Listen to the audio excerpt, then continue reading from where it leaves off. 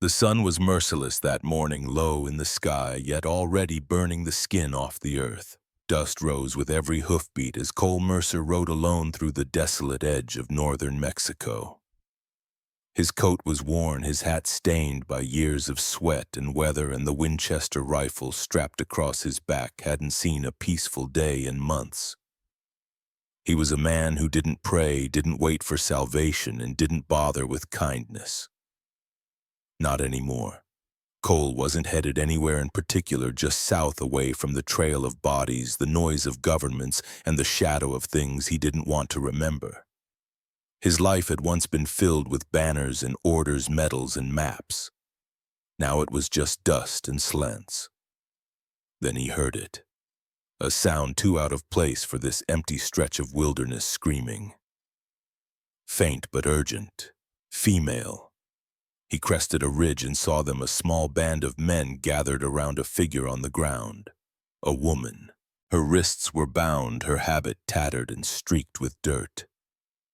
At first glance, she looked like a nun. At second glance, when one of the men struck her to the ground, she looked like the next victim in a long, bloody list. Cole didn't shout a warning. He didn't ask questions. He drew his rifle, fired twice, and watched the chaos erupt. 2 men fell instantly, the others scattered, not waiting to find out who had arrived. The woman didn't cry. She sat up slowly, her lip-bleeding eyes calm and defiant. Cole approached cautiously, rifle still raised. "You all right?" he asked. "I'm breathing," she said, voice steady. "That's something." She introduced herself as Isadora Reyes, a nun traveling north on a mission of mercy. Cole eyed her skeptically. There was grit in her posture, more fighter than saint, but she wore the habit and the bruises were real. As Cole turned to leave, Isadora called after him. "We can't just leave them. They need to be buried." He looked back at the bodies. "They were about to murder you. They were still men, and I won't carry their blood on my boots." Cole grumbled. "Lady, I shoot the devils so I can sleep at night, but I ain't sweating over their souls." She didn't argue. She just stared at him until the silence grew uncomfortable. Then quietly he sighed and muttered, "There's a shovel in my pack." That was the first time he listened to her. It wouldn't be the last. Cole Mercer wasn't used to company. He didn't mind silence, that was his native language. The crunch of his boots in the dirt, the creak of leather, the slow drag of a cigarette across cracked lips, that was music enough. So when Isadora Reyes, still wearing the scorched remnants of her habit, quietly walked behind him the morning after the shootout, it threw off his rhythm more than he cared to admit. He didn't ask her to follow, didn't offer, but she came anyway, limping with one torn shoe, clutching a weather-stained satchel that probably held nothing more than a Bible and a rosary. Cole glanced back just once. "You sure you want to do this?" he asked, voice flat. Isadora didn't look up. "Do I have another option?" "Fair enough." They walked in uneasy silence through country dry as gunpowder. The road was unmarked, the sun unkind. Buzzards hung overhead like bad omens, too lazy to land. Isadora kept her distance, a few yards behind Cole, but never too far. She didn't complain about the heat, didn't ask for rest. He admired that grudgingly. By mid-afternoon, her breath was coming hard, but her stud never slowed. Finally, Cole stopped near a dried-up arroyo and tossed her his canteen. She hesitated. "Drink," he said, not kindly, not cruelly, just a command issued like he would to a dying horse. She drank, handed it back, and whispered, "Gracias." Cole wiped his mouth with the back of his hand. "Don't thank me. You pass out, I gotta carry you." They camped under the shade of a mesquite tree, if you could call 3 crooked branches shade. Cole built a small fire with practiced hands, while Isadora quietly laid out a cloth and knelt beside it, murmuring something low and sacred. He squinted at her. "What are you asking for, rain or salvation?" "Neither," she said. "Endurance," He grunted. Smart. Dinner was a tin of beans and 2 strips of jerky. She only took half of hers. You saving the rest for the angels? He asked, mouthful. I'll eat it tomorrow. He looked at her, then really looked. She was thinner than he'd noticed, eyes bruised from lack of sleep. Still proud, though. Still upright. That irritated him. You ever kill a man? He asked abruptly. She paused. Not with a weapon. Words count too, Cole muttered, then tossed the empty tin into the fire. The next morning she tried to saddle the mule and failed. The saddle slipped and the animal kicked up a fuss. Cole watched from where he was packing his rifle. You know what you're doing. I've watched others, she said. Well, mules can smell liars. She sighed and stepped back. He fixed the saddle without a word, but she noticed how he kept glancing at the ridgeline, always watching. Always half ready to draw. Why do you keep checking behind us? She asked. He didn't answer right away. Then he said, old habit, and some debts don't die easy. By the 4th day they hit a stream more mud than water, but it did the job. Isadora knelt to wash her face while Cole filled the canteens. She stared into the water a long time. My name's not Sister anything, she said quietly. Not really. I figured, Cole said. I'm part of something bigger than me. She went on. People fighting for their homes, for their families. I wear this. She held up the frayed habit because it keeps me alive. Sometimes. Cole didn't respond right away. He dried his hands on his coat and looked out over the horizon. I don't care who you are, long as you don't get me killed. Isadora stood. Why didn't you leave me? He shrugged. Couldn't think of a good reason. Still can't. She gave him a half smile, small, tired, but real. It was the first time she looked like someone who used to laugh. That night, lightning crawled along the far mountains like a warning. They found a rocky overhang to take cover under. Isadora fell asleep first, curled with her satchel as a pillow. Cole sat up, rifle across his lap, staring into the dark. His thoughts drifted to another night, another storm years ago in Kansas when he hadn't gotten there in time to save someone he'd sworn he would.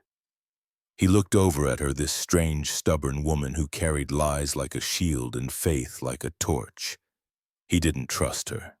Not really. But he didn't want her to die either. That realization sat heavy in his gut. In the morning, she handed him back his coat folded. You kept it clean, he noted. I figured it might be important to you, she replied. He raised an eyebrow. That's generous, seeing as how you don't really know me. Isadora met his gaze. Maybe not, but I know you didn't shoot those men for glory, and you haven't walked away yet. That tells me something. Cole looked at her for a long moment, then turned back to his saddle. You talk too much. But he handed her the better blanket. The road ahead was still long, still dry. They hadn't spoken of destination, hadn't shared maps or but for now they kept moving forward, not together exactly, but no longer apart. Something unspoken traveled between them, something not yet trust, not quite care, but made of the same bones. And in the silence that followed, Cole Mercer began to wonder if walking beside someone instead of ahead might be a kind of peace after all. The landscape changed slowly, but the tension between them didn't. Hills grew steeper, shade was harder to come by, coyotes circled at a distance. And yet it was between the silences and sweat that their differences began to come into sharper focus, not with fists or fury, but through the quiet friction of two souls shaped by opposite truths. They came across a burned-out chapel 3 days north of the last water source. Its walls were blackened, bell tower collapsed, a wooden crucifix lying face down in the ash. Isadora dismounted slowly, her face a frozen portrait of grief. She traced her fingers across the half-buried rosary beads scattered in the rubble. Looks like whoever was here didn't care for prayers, Cole said, his voice dry as the air. She didn't respond. You're not going to cry over bricks, are you? He added, leaning against his saddle horn. It's not the bricks, she said. It's what was lost inside them. Cole spat into the dust. You think that God of yours was inside those walls? Then he didn't last long. She turned to him, then eyes not angry, just deeply, profoundly tired. God's not in the walls, but some people needed to believe he was. Cole shifted uncomfortably. Her words weren't sanctimonious, they were soft, steady, like the wind you didn't feel until it cut through your shirt. Later that evening, as they set up camp beneath a craggy bluff, Cole noticed her sitting apart again this time, cleaning her boots with a damp cloth and humming something low in Spanish. The tune wasn't joyful. It was old, mournful, like a lullaby sung in a house long gone. You always hum when you're sad, he asked. Passing her a can of beans. I hum when I want to remember the good, she replied. Cole sat across from her, prodding the fire. Seems to me good memories just hurt more. She looked up. Only when you forget they mattered. The fire cracked between them. The flames made shadows dance across her face, flickering between softness and something much harder. Tell me something, Cole said. If you really believe in forgiveness and grace and all that scripture you whisper at night, why are you out here dressed like a ghost riding through outlaw country with a man who ain't been to church in 20 years? Isadora folded her hands, calm as ever. Because I also believe justice matters, and sometimes God needs people to carry that justice through the fire. He snorted. So you're the Lord's errand girl with a stick of dynamite under your habit.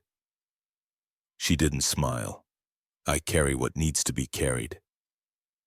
The next morning they found the bodies. 3 men strung up on a mesquite tree, boots missing their mouths. Stuffed with rag. Flies clung to every crevice. Cole stood still, jaw clenched. Isadora stepped forward, crossed herself. We should take them down, she said. Cole shook his head. They're past caring. They still deserve dignity. They got what was coming. Robbers, maybe murderers. You don't string up saints. She looked at him. Even the guilty deserve to be laid to rest. If we don't do it, we become like the ones who did this. He turned away, chewing the inside of his cheek.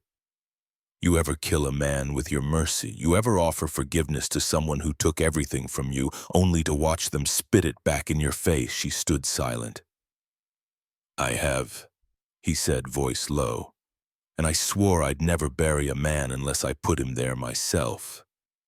Isadora knelt anyway. With trembling hands, she began to cut the rope. Cole watched her arms folded, heart hammering. Part of him wanted to drag her away. Part of him wanted to curse the sky for making him care at all. But he didn't move. An hour later, 3 shallow graves sat behind the bluff, marked with rough stones and small crosses made from broken branches. Isadora placed a folded cloth over each, whispering a prayer too soft for Cole to hear. When she returned to the fire, he handed her water without a word. She took it. That night, neither of them spoke until the fire had burned down to ember. Then softly, Isadora asked, Do you believe you're beyond redemption? Cole's voice was a whisper. I think redemption is something other men get. She shook her head. Redemption isn't handed out. It's built, brick by brick, one choice at a time. He met her gaze, even for killers, especially for them.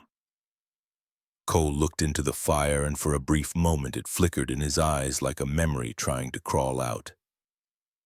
They slept closer that night, not out of trust, but because the wind had picked up and the cold came early. Still in the hush between sleep and dawn, something had changed. It wasn't that he believed her. Not yet. But he no longer laughed at the idea of someone else believing. And that for Cole Mercer was the beginning of something dangerous hope.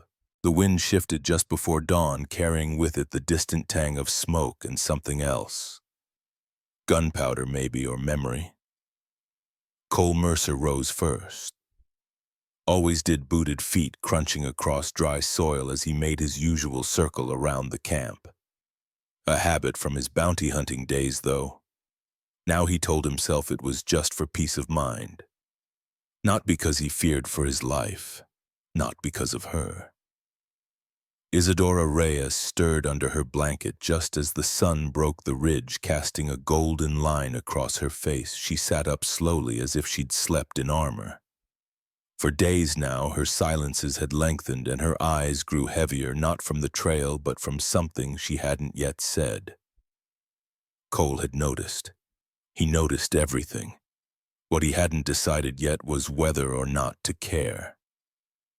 They rode in silence through a dry valley lined with cactus blooms. Cole's hat pulled low, hers tied against the wind. Around midday, he broke the quiet with a simple question. "So who are you, really?" She blinked. "I told you." "Isadora Reyes." He nodded. "And I told folks my name was Daniel Wade for 6 years. Names are easy. Truth's harder." She didn't answer at first, just let the silence stretch like rawhide between them. But later that night, when they sat by a low-burning fire eating black beans and hard bread, she finally spoke. "I was 15 when the soldiers came," she said, staring at the flames. "Not French soldiers. Mexican, government-backed. They said they were there to keep order. What they brought was fire. Took my brother, hung my father, my mother. She never spoke again. I buried her under a peach tree." Cole didn't interrupt. "I ran. Hid with the revolutionaries. Learned to read maps, carry messages, sew wounds. They needed someone who could walk through checkpoints unnoticed. So I put on the habit." Her voice dropped. "It worked better than a rifle." Cole leaned forward, elbows on knees. "You fooled me.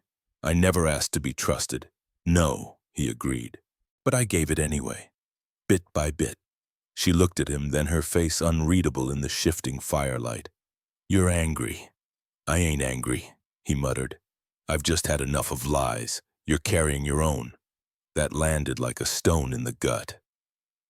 Cole stood, walked to the edge of camp, stared out into the dark scrublands where coyotes howled. "I killed a man once," he said after a while. "Not for money. Not in a fight. Killed him because I thought he might become a problem." Isadora said nothing. He hadn't done anything. Not yet. Just looked like trouble. "I pulled the trigger anyway." He turned around, waiting for judgment, scripture, something. Instead, she said, "That's not what haunts you." Cole's jaw tightened. "No. No," she repeated. "What haunts you is you never said sorry. Not out loud. Not to him. Not to yourself." The fire crackled between them. His shoulders slumped. They didn't speak again until morning. But when Cole rose to saddle the horses, he found his coffee already brewed and his canteen filled. A small gesture, but it meant more than any sermon. As they rode that day, something shifted. The way she glanced at him was less guarded. The way he slowed his horse on rough patches more thoughtful. They still didn't talk much, but the silence had softened. It wasn't armor anymore, it was understanding. Around noon, they came to a ridge overlooking a shallow riverbed. Below, a patrol wagon creaked along, 2 mounted guards escorting a supply cart. Isadora's eyes narrowed. "French," she whispered. "You sure?" Cole asked. She nodded. "That's a medical supply caravan. They've been seizing them from outposts along the border. Those crates belong to the resistance." Cole studied her face. "What are you thinking? I could intercept it?" "Slip down that ravine, slash a wheel, create a diversion. You'd only have to distract them a minute." He shook his head. "That's suicide. Not if it works. And if it doesn't." She met his eyes, steady and clear. "Then I'll stop pretending I'm not at war." Cole cursed under his breath. took off his hat, ran a hand through his graying hair. "All right," he said, "but you don't do it alone." "I thought you were headed south," she said. "I was. Now I'm just heading wherever keeps you alive another day." That was the first time her eyes filled with something warmer than resolve. Not love, not yet, but something close to forgiveness. They waited until twilight, then rode. The ambush was quick, clean, and terrifying. Isadora slashed the wagon's reins, the horses bolted, and Cole opened fire into the air, just enough noise to cause pique, not death. They rode away with 2 crates of stolen medicine and a story that wouldn't hold up under interrogation. That night, camped near a dry spring, Cole handed her a flask. "For what it's worth," he said, "I'm sorry too." She drank. No words. Just a long, quiet swallow under a sky full of stars neither of them trusted. And when she handed the flask back, their fingers touched for a second longer than necessary. The sun rose red the morning the fever took hold. Cole Mercer had been dragging since the river ambush 2 days before, but he'd brushed it off. Claimed it was the heat or the dust or the way the saddle never quite fit right anymore. But when he collapsed trying to lift his rifle, it was Isadora Reyes who caught him before he hit the ground. She laid him out beneath the lean-to they'd built from dead branches, her hands shaking only slightly as she pressed her palm to his forehead. It burned. She cursed softly in Spanish, not out of fear but urgency. "You should have told me," she whispered, tearing open his shirt. A bullet grazed deep enough to infect, shallow enough to hide. Cole tried to speak, but his throat was dry, lips cracked. "Didn't want to slow you down." "You're not slowing me," she replied. "You're the only reason I'm still breathing."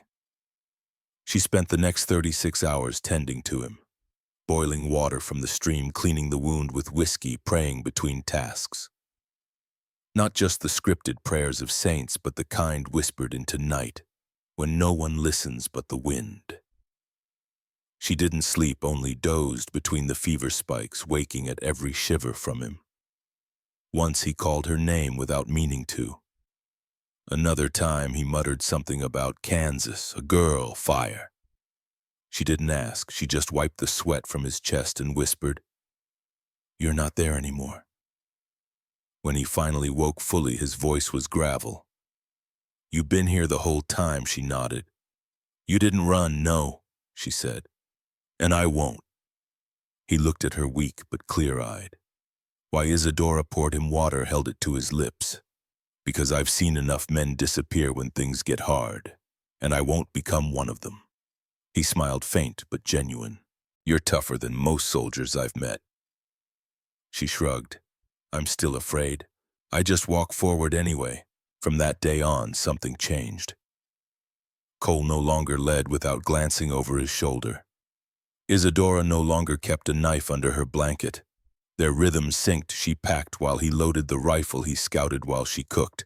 The roles blurred, not man and woman, not protector and survivor, but 2 people learning how to lean without falling.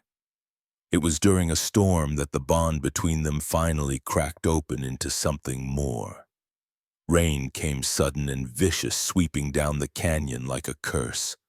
They scrambled for shelter beneath an outcrop of sandstone already soaked. Cole lit a fire with trembling hands while Isadora pulled off her wet boots and tried to wring out her skirt.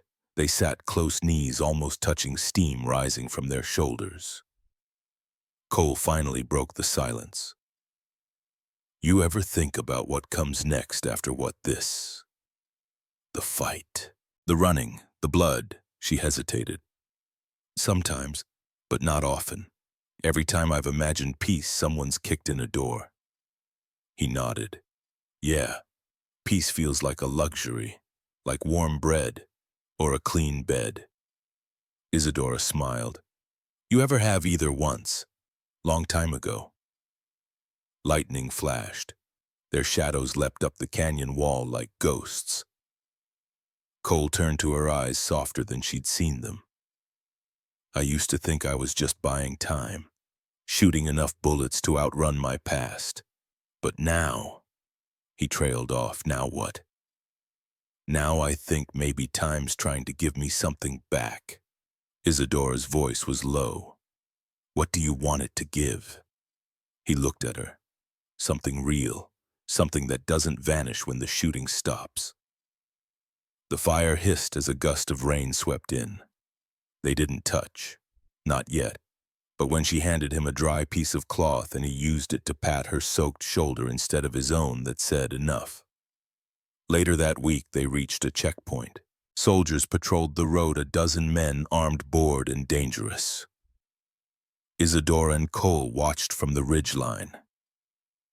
We can go around, he whispered.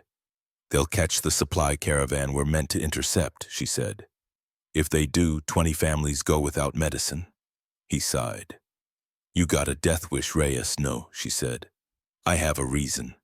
She outlined her plan quickly, how he'd pose as a wounded traitor, how she'd distract the guards with questions in broken French, how the cart behind them would slip through during the confusion. He raised an eyebrow. You sure you're not a general, just desperate? The plan worked barely.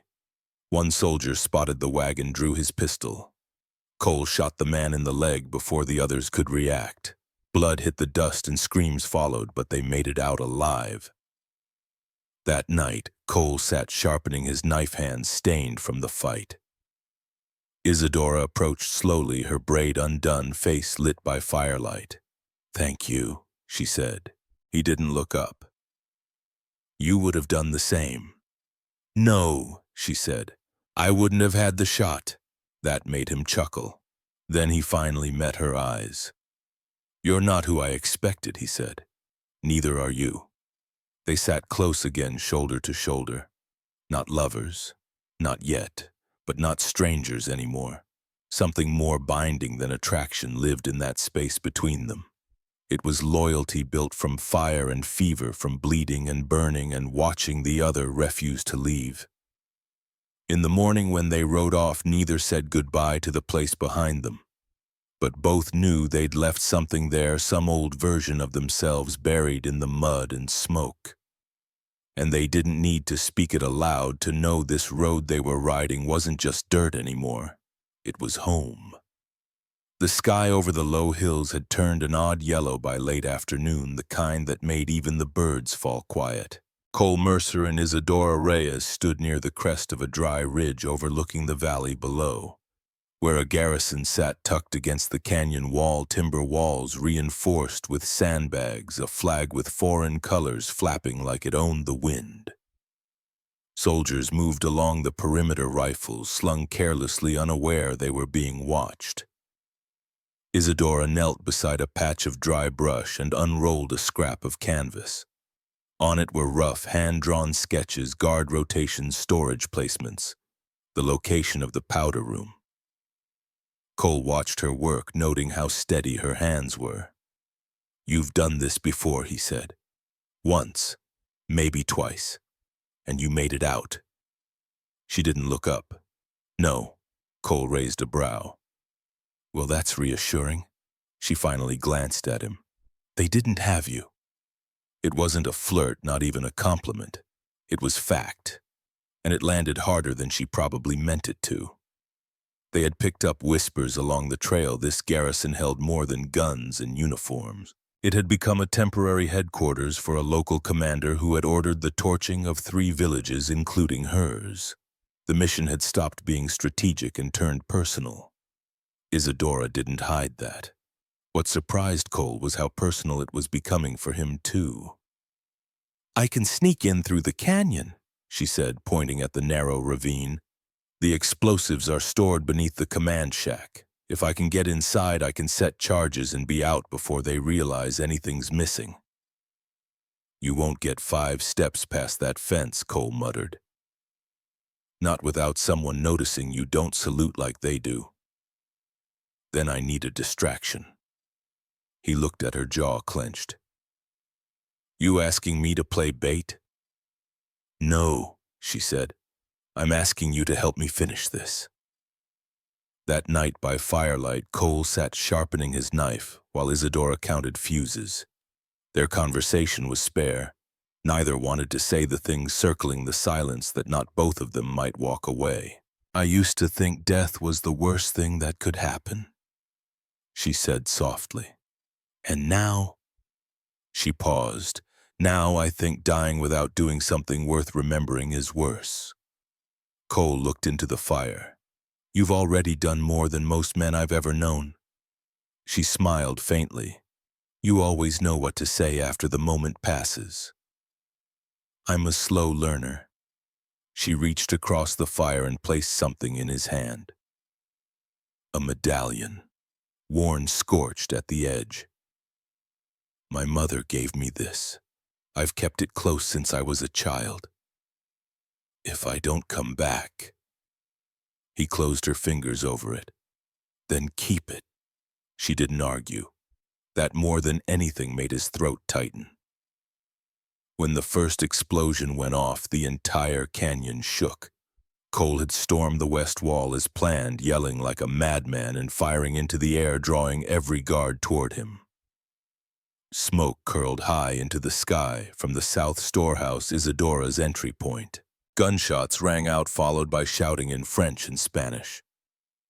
Cole took a hit to the shoulder but kept moving. He wasn't fighting to win, he was buying time. She was the one carrying the real strike. Inside the compound, Isadora moved like a shadow.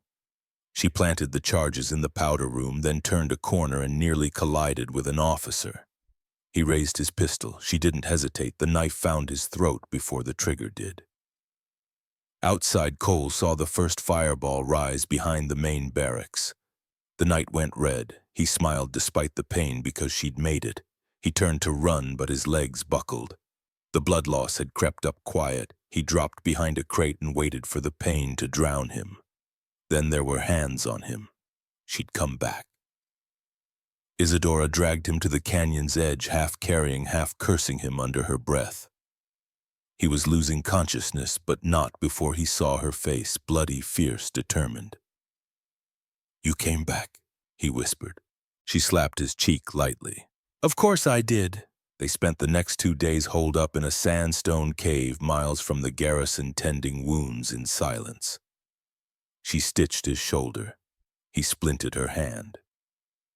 Neither said much. Every breath hurt too much for conversation. On the third night, he broke the quiet. "We did it." She nodded. "But at what cost?" He didn't answer. Instead, he reached into his coat and pulled out the medallion. "I held on to it. Thought maybe it'd bring me luck." She reached to take it, but stopped. "No, it's yours now." He looked at her confused. "You're the one who made it mean something," she said. It was the closest she'd come to saying she needed him. And it was enough. The next morning, they mounted the same horse. His was still limping from the last run, and rode south toward the borderlands, where neither army held sway and the hills were quiet except for wind. They had no map, no plan, but they had each other. And after everything they'd survived, that felt like more than enough. The desert no longer felt like it was trying to kill them. For the first time in weeks, maybe months, the silence between Cole Mercer and Isadora Reyes wasn't made of tension or watchfulness. It was something warmer, something earned. They had made it across the borderlands, past blood-soaked ravines and ash-covered trails, into a place neither had planned for, but both had somehow hoped existed.